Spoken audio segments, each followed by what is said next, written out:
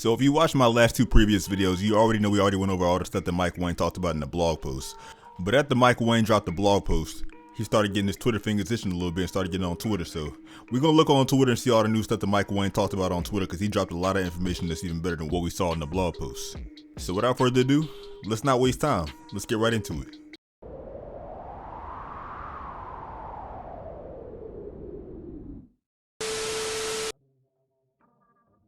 Alright, so I'm going to try to keep this organized and keep it neat so that way I won't be all over the place. Also, I got to mention that some stuff that he talked about in these tweets, he already put in this blog post. So I'm going to try to skip the stuff that's already in the blog post and go straight to the stuff that's new in the tweet. So with the first thing, let's get right into it. Alright, now the first tweet comes from my man Slimens Zik. You know what, I ain't trying to pronounce that. I'm going to sound like Floyd Mayweather. Anyway, he asked Mike Wang, will Quick Draw still be out of the game next gen? And thankfully, Mike Wang said, yes, it's gone forever. I'm so glad that 2K finally wisened up and took that out of the game, because they realized that was a bad decision by putting Quick Draw in current gen. And although next gen Mike Wang said it's supposed to be a little bit different, they didn't decide to put, Quick Draw back in next gen as well. So I'm glad they did that for both current gen and next gen. It's not gonna be in the game, for either platform. So now it's back to the jump shot creator like it should be. So glad to hear that. I'm so glad for that. Okay, so the next tweet I want to show is coming from a guy named Crossfire2K. And the man Crossfire asked Mike Wang, he says, Mike, will builds with only defense be able to shoot? Now, some would think that this is a kid asking this question, because it should be, a common sense thing. Like, of course you can't shoot if you ain't got, no shooting and you only got defense.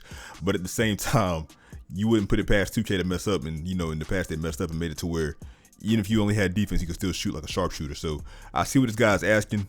I'm pretty sure he's not just, asking a dumb question, because if you think about it, like I said, mainly like pure lockdowns could shoot like sharpshooters in like previous 2Ks, like 2K20 and 2K19, I believe. So I'm pretty sure that's the case. But anyway, I'm not showing this for Mike's reply. I'm showing this for the guy after Mike's reply for what he said to Mike and what Mike says to him, if that makes sense. Not trying to be confusing, but that's what I meant. But anyway, the guy asked after Mike says what he says, or he asked rather, quote, as in none into your pie chart? Because keep in mind, there's a very large difference from 2K19, 2K20 pure locks who have no 3-point touched on their upgrades, and those who maxed out the allocated ratings for their pure lock or pure red build.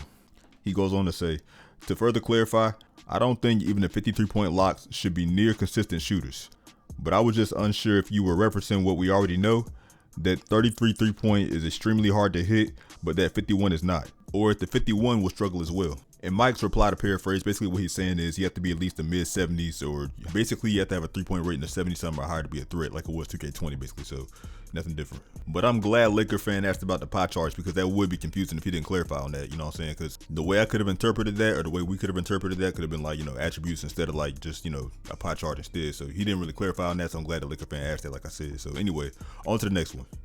All right, a guy named what? All right, anyway, this man asked, this one's basically for post players. Basically what he asked is, how will the new shot stick affect post play? Is the mechanic the same as layups with the breathe and rotate? Then Mike replies, yeah. Let's say you're shooting a post fade by holding at 8 o'clock. You then rotate quickly to a 6 o'clock or wherever the ideal aim point is. It moves based on coverage. Then you can either keep holding there once you find it, or you can release right stick or tap a trigger to time it. The boy Michael Thu asked Mike Wang, he says, Mike, can we turn off the meter and shoot with the right stick and still have boost, or can we only do one? Mike replies, you can turn off the meter and shoot with the right stick, but it would be timing based like 2K20. Now this one kind of confused me. I probably should have asked Mike the question myself and mentioned him myself. Let me stop. But it kind of confused me, because from what I can get from this, Mike didn't really answer the guy's question. Maybe he did, maybe he didn't, because the way I saw it was like the guy was asking if you turn off the meter, then you get a double boost, like a boost from the meter itself being off, but still get the same perks as the meter boost at the same time, if that makes sense. You know what, maybe that don't even matter, because Mike probably knew he meant that, but he was saying that's not a thing, I guess. So I guess either way it don't matter. So if you turn off the shot meter and use the right stick, it's probably the same as 2K20 regardless. So I don't know. This guy whose name I'm not trying to mess up asked Mike, he says, please punish the bad jump shot contest like you did in NBA 2K14 for PS3 and Xbox 360. And there's a lot of 3-point fouls in the real NBA too. Mike replies, there are more jump shooting fouls when you make contact with the shooter on bad/late contests this year. So basically this guy wants to be like Jamal Crawford in 2K21 for current and next gen. He wants to be able to, make and ones like Jamal Crawford. And of course this don't apply to parts, so I'm guessing this guy don't play a lot of part.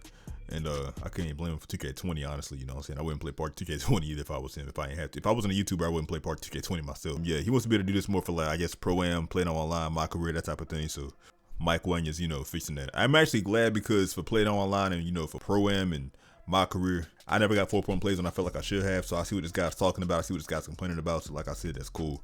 But anyway, on to the next thing. And probably the biggest shooting news of all that Mike Wang put out on Twitter is probably that the jump shot creator isn't gated behind a workout anymore. It's available off rip now. I don't know, this year might be the year. It seemed like 2K finally realizing their mistakes from the past. They finally started to change their game. It's about time. That's all we got for shooting news so far. Keep in mind, Mike Wang did say that for 2K21 current and next gen, most of the stuff's gonna be the same. So like I said, you can apply this to both current and next gen. We might be getting more shooting news for next gen and current gen coming soon. Who knows? We have to wait and see what Mike's Twitter fingers do. But anyway, if you enjoyed the video, enjoyed the information that you was given today, leave a like on the video, subscribe if you're brand new, and turn on the post notifications because YouTube algorithm is trash. It's terrible. They don't be telling y'all nothing, I swear. But anyway, that's gonna do it for the video. It's been there with Andre, and I'm gonna catch y'all on the next one. And until next time, I'm out. Thanks for watching. Peace, nigga.